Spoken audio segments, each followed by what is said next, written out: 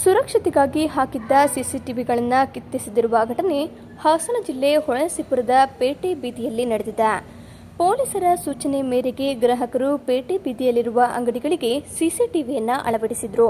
ಇಂದು ಮುಂಜಾನೆ 3:30ರ ಸಮಯದಲ್ಲಿ ಬಂದಿರುವ ಚೋರರು 3 ಸಿಸಿಟಿವಿಗಳನ್ನು ಕಿತ್ತು ಕದ್ದೊಯ್ದಿರುವ ಘಟನೆ ನಡೆದಿದೆ.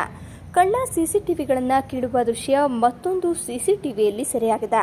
ಸ್ಥಳಕ್ಕೆ ಪೊಲೀಸರು ಭೇಟಿ ನೀಡಿ ಪರಿಶೀಲನೆಯನ್ನ ನಡೆಸಿದ್ದಾರೆ.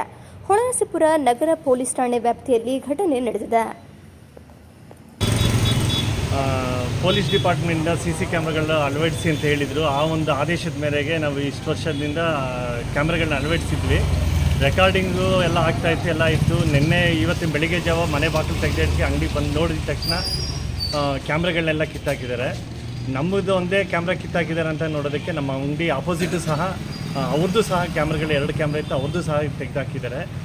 ರೆಕಾರ್ಡಿಂಗಲ್ಲಿ ನೋಡಿದಾಗ ಬೆಳಗಿನ ಜಾವ ಸುಮಾರು ಒಂದು 3:50 3:45 ಅವರೇಜಲ್ಲಿ ಕ್ಯಾಮ್ರಾಗಳು ಕಿತ್ತಾಕಿದ್ದಾರೆ.